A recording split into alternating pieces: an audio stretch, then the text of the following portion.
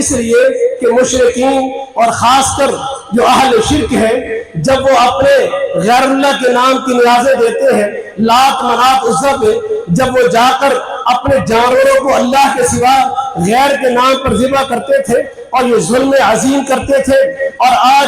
بعض شرک کے مارے ہوئے مسلمان بھی کبھی درباروں پر، آستانوں پر، مزاروں پر، کبھی تازیے گھوڑے پر، کبھی چاولوں کی صورت میں، کبھی کھیر کی صورت میں اپنے نیازیں پیش کرتے ہیں، کبھی جانوروں کی صورت میں جا کر درباروں آستانوں پہ جانور ذبح کرتے ہیں، ان کا تقدس، ان کا احترام کرتے ہیں۔ اس جانور سے مشرکین مکہ خود گوشت نہیں کھایا کرتے تھے۔ اللہ نے قرآن میں حکم دیا ہے اللہ کے نام پہ ذبح کرو۔ وَمَا ذُبِحَ عَلَى النُّصُبِ، اور جو کسی ایسی پرستش گاہوں پر، ایسے مقام پر، ایسے درخت پر، ایسی قبر پر، ایسی مزار پر جہاں جا کر لوگ گریہ زاری کرتے ہوں، اپنے دکھوں کے مداوے کی درخواستیں پیش کرتے ہوں، وہاں جا کر رونا دھونا کرتے ہوں، اولادیں اور صحت مانگتے ہوں، ایسے مقام پر جو جانور ذبح کیے جائیں وہ اللہ کے تقدس میں نہیں، وہ اللہ کی عظمت پر نہیں، بھلے انہیں بسم اللہ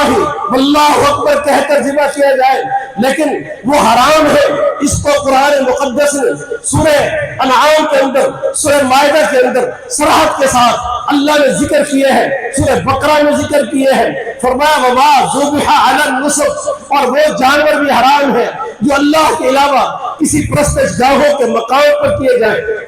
یہی وجہ تھی کہ مشرکین مکہ لات منات عزا کے پاس آ کر جانور ذبح کرتے تھے، پھر گوشت اس کا خود نہیں کھاتے تھے۔ آج بھی کئی اہل بدعت اپنے جانوروں کو، اس کے گوشت کو، اس پہ اپنے کسی مریض کے سر سے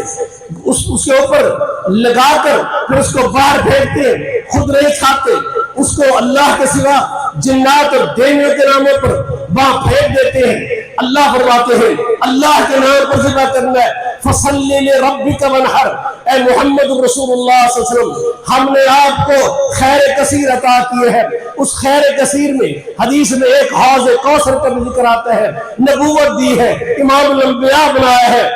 ختم نبوت کا تاج آپ کے سر پہ رکھا ہے، قیامت کے دن آپ کی امت کے بارے میں آپ کو شفاعت کا حق عطا کیے ہیں، آپ کی امت کو دنیا کے ہر کونے میں پہنچایا ہے، قیامت تک آپ کو نازل ہونے والی شریعت کا دفاع کی ذمہ داری اللہ نے دی ہے۔ جنت کے اعلیٰ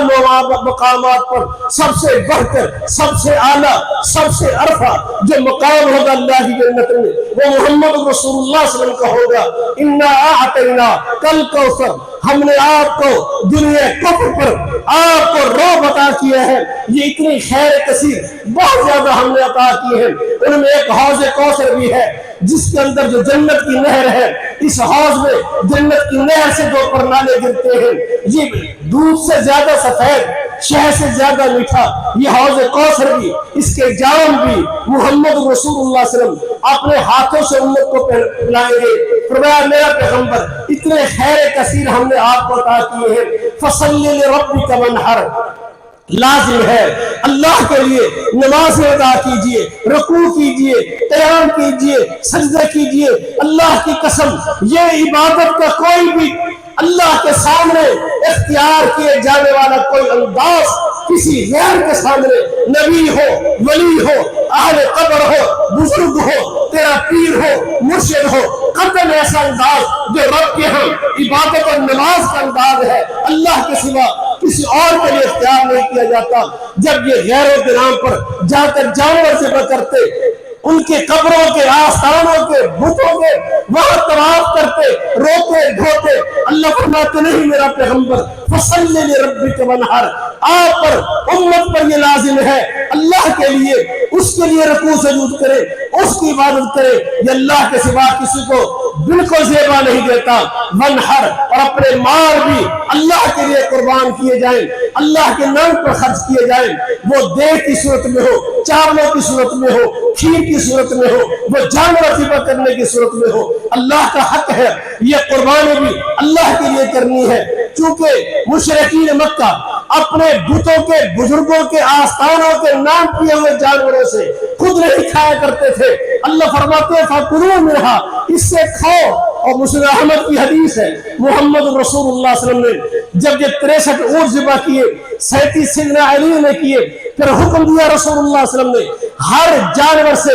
100 ऊंट में से एक ऊंट में से गोश्त का एक हिस्सा लिया गया और 100 ऊंट से लिया जाने वाला गोश्त एक देग में डालकर पकाया गया, बनाया गया। मोहम्मद रसूलुल्लाह सल्लल्लाहु अलैहि वसल्लम ने उसी गोश्त से सैयदना अली रज़ियल्लाहु तआला अन्हु ने उसी 100 ऊंट गोश्त से, जिसके अंदर हर ऊंट के गोश्त का टुकड़ा शामिल था, उसका शोरबा पिया, उसका गोश्त खाया। इससे बाज़ उलमा ने यहाँ तक कहा है कि चूंकि कुरान पाक में हुक्म है फकुलू मिनहा, लाजिम है कि इसमें से खाओ, तो आदमी अपने कुर्बानी के हर जानवर के गोश्त में से कोई ना कोई हिस्सा उसको खाना चाहिए। और इस पर अगर किसी मजबूरी से, तकलीफ से कोई बंदा न खा सके,